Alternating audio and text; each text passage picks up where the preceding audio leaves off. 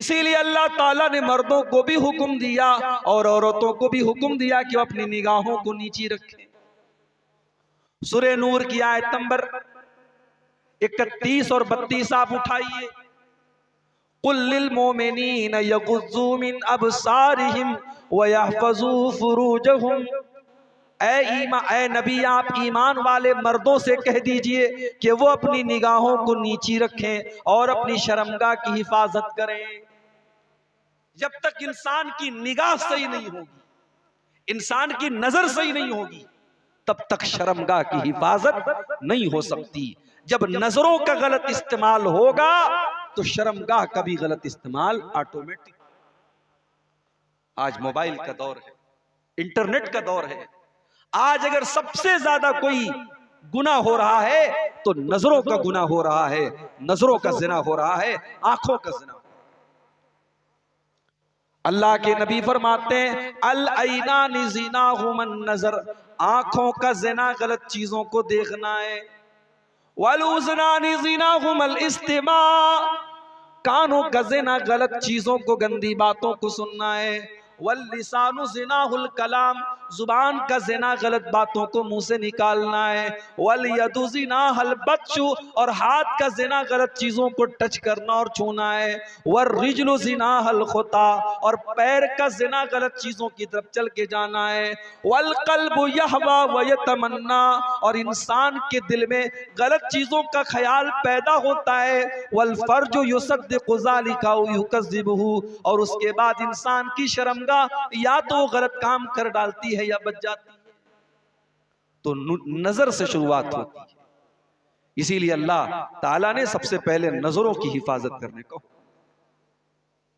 उसके बाद सिर्फ मर्दों से नहीं औरतों से भी कहा गया।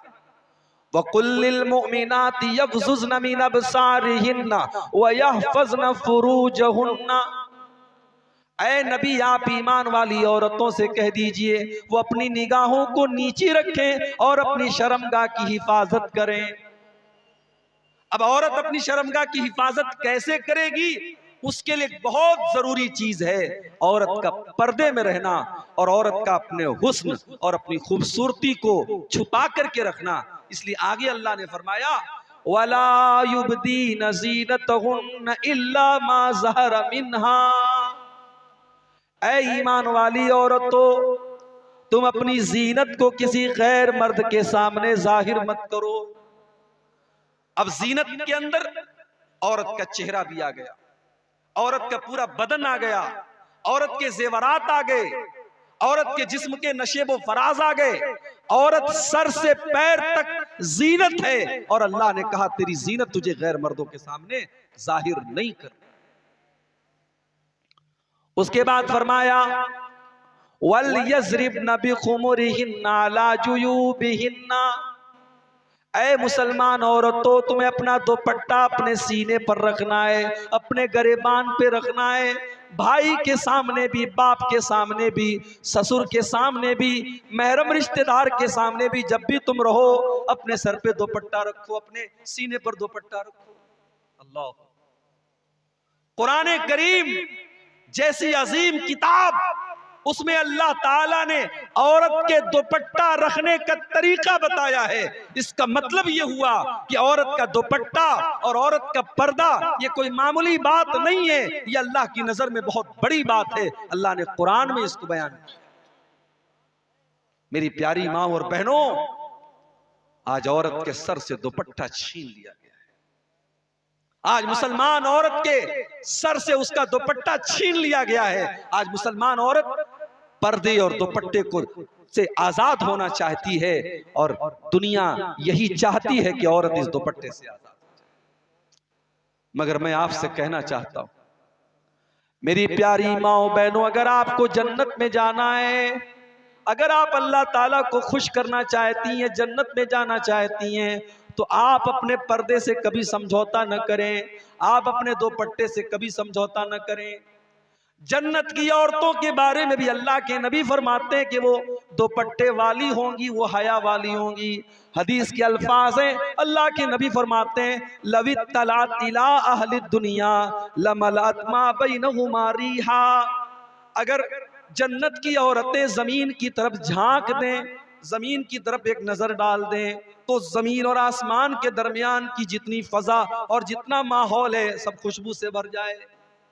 ये जन्नती औरत की खुशबू ऐसी होगी, अगर वो सिर्फ जमीन की तरफ झांक दे, दुनिया की तरफ झांक दे, तो दुनिया खुशबू से भर जाएगी। और आगे अल्लाह के नबी फरमाते हैं वला नसीफुहा अला रासिहा खैरुम मिनद दुनिया व मा फिहा, जन्नत की औरत के सर पर जो दुपट्टा है वो दुपट्टा इतना कीमती है कि दुनिया की सारी नेमतों से बढ़कर के वो दुपट्टा है।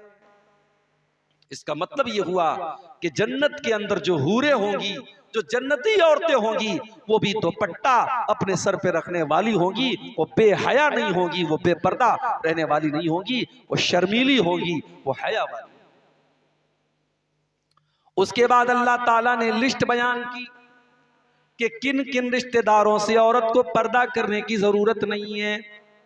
फरमाया वला युबदीन ज़ीनतहुन्ना इल्ला लिबूलतिहिन्ना औ आबाइहिन्ना औ आबाइ बूलतिहिन्ना, औरत को अपने बाप से पर्दा करने की जरूरत नहीं है, अपने शौहर से पर्दा करने की जरूरत नहीं है, अपने ससुर से पर्दा करने की जरूरत नहीं है, अपनी औलाद से पर्दा करने की जरूरत नहीं है, अपने सौतेले बेटों से पर्दा करने की जरूरत नहीं है, औ इख्वानिहिन्ना, अपने भाइयों से पर्दा करने की जरूरत नहीं है, औ बनी इख्वानिहिन्ना, अपने भाई के बेटों से पर्दा करने की जरूरत नहीं है, औ बनी अखवातिहिन्ना, अपनी बहन के बेटों से यानी अपने भांजों से पर्दा करने की जरूरत नहीं है, औ निसाइहिन्ना, औरत को औरतों से पर्दा करने की जरूरत नहीं है, औ मा मलकत ऐमानुहुन्ना, लौंडियों से और घर में काम करने वाली नौकरानियों से पर्दा करने की जरूरत नहीं है,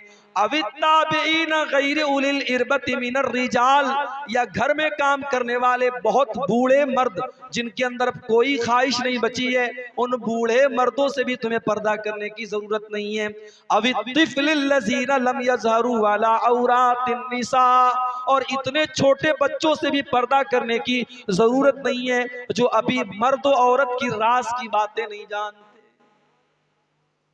अल्लाह ने कहा कि बच्चे ऐसे होने चाहिए जो औरत की राज की बातें न जानते। आज तो मोबाइल ने बच्चों से उनका बचपन छीन लिया। 8-8 साल के बच्चे, 9-9 साल की बच्चियां आज अपनी उम्र से आगे की सोच और जहनियत रखती है। मेरे प्यारे साथियों, आज बच्चों से उनका बचपन हमने मोबाइल देकर के छीन लिया है। अल्लाह फरमा रहा है कि इतने छोटे बच्चे जो भी औरतों की राज की बातें नहीं जानते हैं, उनसे पर्दा करने की जरूरत नहीं है। इसका मतलब ये निकला, अगर बच्चे बड़े हो जाएं, समझदार हो जाएं, अगरचे अभी बालिग नहीं हुए हैं, लेकिन अगर वो समझदार हो चुके हैं तो उनसे भी पर्दा करना चाहिए। उसके बाद फरमाया वला यज़रिबना बिअरजुलिहिन्ना लियुअलम मा युख्फीना मिन ज़ीनतिहिन्ना। ऐ मुसलमान औरतों, जब तुम जमीन पे चला करो तो अपने पाँव को जोर जोर से न मार के चला करो, इसलिए कि तुम्हारे पाँव के अंदर जो पायल होती है, जो तुम्हारे पैर के अंदर पाजेब और पायल होती है, उस पायल की आवाज भी गैर मर्दों तक न जाए। तुम्हारी वो जीनत है, तुम्हारे पायल की झनकार भी तुम्हारी जीनत है, वो जीनत भी गैर मर्दों तक न जाए। ओ मेरी प्यारी माँ बहनों, ये अल्लाह का कुरान है, ये मेरे रब का कलाम है, जो आपको पायल की आवाज भी गैर मर्दों तक ले जाने की इजाजत नहीं देता। जो इस्लाम एक औरत के पायल की आवाज को गैर मर्दों तक जाने की इजाजत नहीं देता, वो इस्लाम इस बात की कैसे इजाजत दे देगा कि औरत सज करके, संवर करके, क्रीम पाउडर लगा करके, लिपस्टिक लगा करके, अपनी आंखों पर मस्कारा लगा करके, अपने बालों में खुशबू लगा करके, अपने आप को सजा करके और संवार करके वो गैर मर्दों के सामने निकले। मेरी प्यारी माँ बहनों, इस्लाम ने ये सारी तालीमात इसीलिए तो दी है ताकि समाज से ज़िनाकारी खत्म हो जाए। ज़िनाकारी और बदकारी को रोकने के लिए जब तक हम इन तालीमात पर अमल नहीं करेंगे, तब तक समाज से ज़िनाकारी और बदकारी नहीं खत्म हो सकती। कुरान का 22वां पारा उठाइए, 21वें पारे की आखिरी आयतें और 22वें पारे की शुरुआती आयतें देखिए। हुक्म तो दिया जा रहा है नबी की बीवियों को खिताब तो किया जा रहा है नबी की बीवियों को, मगर उनके जरिए पूरी उम्मत को कुछ पैगाम दिया जा रहा है। या अय्युहन नबिय्यु कुल लिअज़वाजिका इन कुन्तुन्ना तुरिदनल हयातद दुनिया व ज़ीनतहा फ़तआलैना उमत्तिकुन्ना व उसर्रिहुकुन्ना सराहन जमीला। ऐ नबी, अपनी बीवियों से कह दीजिए, अगर तुमको दुनिया चाहिए और दुनिया की दौलत चाहिए तो आ जाओ, मैं तुमको दुनिया की दौलत दे देता हूं, लेकिन मैं तुमको तलाक दे देता हूं, मैं तुमको छोड़ देता हूं। मेरी माँ और बहनों, आज शौहर अगर हलाल तरीके से पैसा कमाता है, अगर शौहर मेहनत करके पैसा कमाता है, तो औरतों को रास नहीं आता, उनको ये लगता है हमारे अरमान पूरे नहीं हो सकते। आज कितनी औरतें हैं जो शौहर को मजबूर करती हैं कि वो उनका शौक पूरा करने के लिए नाजायज रास्ते अपनाए, हराम रास्ते अपनाए, गलत तरीके अपनाए। नबी अकरम की बीवियां जो इस उम्मत की माएँ हैं, जब अल्लाह के नबी की बीवियों ने एक मर्तबा अल्लाह के नबी से डिमांड की कि हमारे खर्चे बढ़ने चाहिए, हमारी आमदनी बढ़नी चाहिए, हमें पैसा ज़्यादा मिलना चाहिए, मदीना की और औरतें बहुत आराम से रहती हैं, हमें भी आराम से रहने का हक है। जब उन्होंने अल्लाह के नबी से ये मुतालबा किया, तब कुरान की आयत नाज़िल, कुरान की ये आयत नाजिल हुई और अल्लाह ने अपने नबी के जरिए अपने नबी की औरतों को ये पैगाम दिलवाया कि अगर तुमको दुनिया चाहिए और दुनिया की दौलत चाहिए तो आओ, मैं तुमको दुनिया की दौलत दे देता हूं, मगर फिर तुमको नबी के घर में रहने का अधिकार नहीं। ऐ नबी की औरतों, अगर तुम्हें दुनिया की रंगीनी, दुनिया की दौलत, दुनिया की चकाचौंध चाहिए